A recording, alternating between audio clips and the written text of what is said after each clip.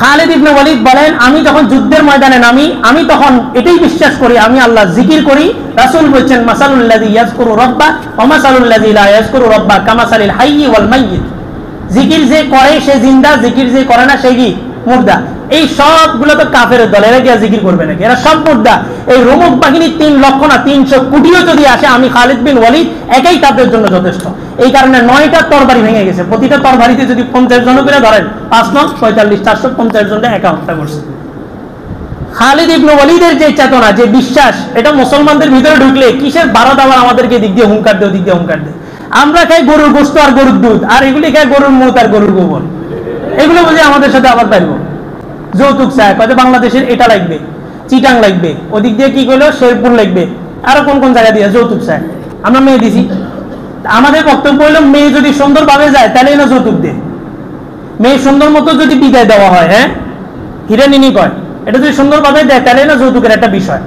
মেয়ে তো গেছে পলাই, এখন আবার যৌতুক কিসের? মেয়ে কি সুন্দরভাবে গেছে নাকি? মেয়ে গেছে পলাই, এখন এরা যৌতুক চাইতেছে। ভারত আমাদেরকে কি করছে? সহযোগিতা করছে। পাকিস্তানের বিরুদ্ধে ভারত আমাদেরকে সহযোগিতা। আমরা ভারতের কাছে ঋণী, ভারতের কাছে গোলাম হয়ে থাকি। আরে ভারত আমাদেরকে কি সহযোগিতা করছে? ভারত তার স্বার্থে বাংলাদেশ এবং পাকিস্তানকে আলাদা করছে, তার স্বার্থে। সে ভালো করেই জানতো পাকিস্তান এবং বাংলাদেশ দুটোটা মুসলিম কান্ট্রি। এই দুইটা যদি এক থাকে, হিন্দুস্তানকে সকালে একটা শট দিয়ে উপরে উঠাইবো, আবার নিচে যখন নামবো আরেকটা শট দিব, ফুটবলের মতো। ফুটবলকে জিজ্ঞাসা করা হয়েছে, তোমাকে সবাই লাথি মারে কেন? তো ফুটবল জবাব দিতেছে, আমার ভিতরে খালি। আমার ভিতরে কি খালি? আমার ভিতরে বাতাস। আমার ভিতরে যদি জিনিস থাকতো তাহলে মানুষ আমাকে কি করতে পারতো না? লাথি। আচ্ছা, ফুটবল যদি একটা পাথর হইতো, কেউ কি লাথি দিতে পারতো? পাগলা কারাগারে পরীক্ষা নেওয়া হয় প্রতি 6 মাস অন্তত, তাদেরকে একটা পরীক্ষা নেওয়া হয়।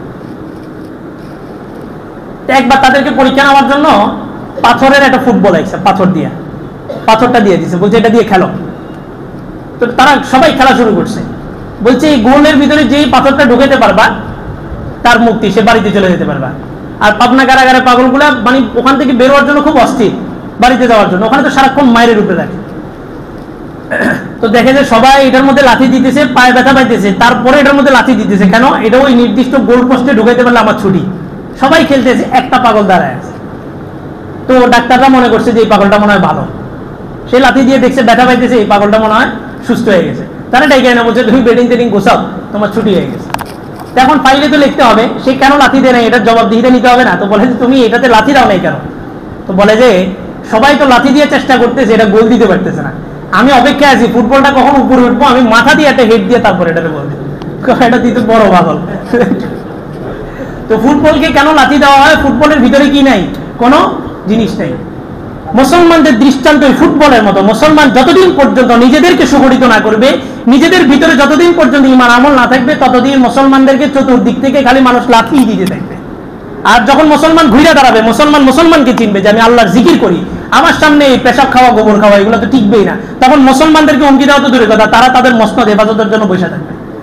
ভারতকে আমরা আমাদের বার্তা শুনাই দিব, তুমি তোমার মসনদ হেফাজত করো, বাংলাদেশের দিকে চোখ উঠানোর দরকার নেই। আল্লাহ রাসূল আমাদেরকে চূড়ান্ত একটা বিজয়, চূড়ান্ত একটা রক্তক্ষয়ী যুদ্ধের সুসংবাদ দিয়েছেন।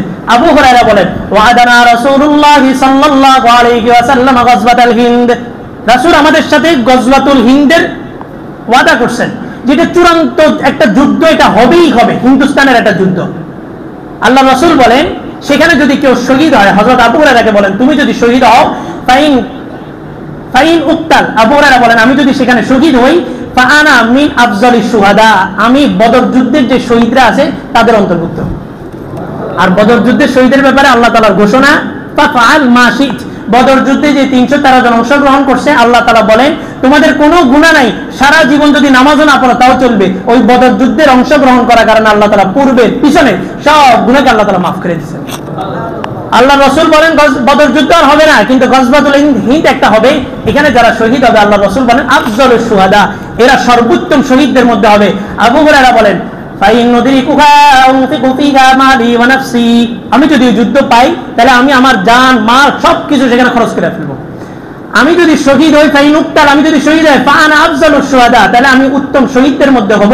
ওয়া ইন আরজি, আর যদি আমি গাজী হয়ে ফিরি তাহলে ফাআনা আবু হুরায়রাতাল মুহাররার, আল্লাহর রাসূল গ্যারান্টি দিয়েছেন যে আবু হুরায়রা জাহান্নামের আগুনকে তোমার উপরে হারাম করে দেওয়া হবে। চূড়ান্ত একটা যুদ্ধ আসতেছে, কিসের? গজওয়াতুল হিন্দের। আমরা প্রস্তুতি নিতেছি, তোমার মসনদে কালিমার পতাকা পতপত করে উঠতে থাকবে ইনশাআল্লাহ। আর ভারত সিদ্ধান্তে আছে আমাদের বাংলাদেশ নেবে, আর বাংলাদেশকে সে যতটুকু সাপোর্ট দিছে অতটুকুর বিনিময়ে আমরা বিরুলি, আসাম, বড় বড় জায়গা তাদেরকে দিয়ে দিছি। শোধ হয়ে গেছে। এখন আমরা জাতি বুঝতেছি যে আসলে আমরা পাকিস্তান বাংলাদেশ এক থাকলে ভারতকে আমরা সকাল বিকাল নাকানি চুবানি দিতে পারতাম। ভারত আমাদেরকে আলাদা করে দিছে, এখন আমরা কি গেছি। আপনি আরো সুন্দরভাবে সহজভাবে দেখবেন আমাদের দেশের ভিতরে গত কিছুদিন আগে উপদেষ্টা মন্ডলী সবাইকে একসাথ করছে যে আমরা আমাদের বিভিন্ন মতানৈক্য থাকতে পারে, কেউ বিএনপি হতে পারে, কেউ জাসদ হতে পারে, কেউ জামাত, কেউ তাবলিগ, কেউ হেফাজত, এক একজন এক এক দিকে থাকতে পারে, কিন্তু আমাদের দেশ কয়টা? একটা। দেশের বিরুদ্ধে যেখানেই গর্জন হবে, যেখানেই কেউ পদক্ষেপ নেবে, আমরা সবাই এক হয়ে যাব। আপনি দেখবেন এদের সেন্টিমেন্ট গুলা, এই ইহুদি খ্রিস্টানদের মুভমেন্ট গুলো হলো এরা দেশের মধ্যে বিভক্তি তৈরি করে, অনেকগুলা শাখা প্রশাখা তৈরি করে, এদের ভিতরে এদের যুদ্ধ লাগায় দেয়, মুসলমানদের বিরুদ্ধে মুসলমানদেরকে উস্কায় দেয়।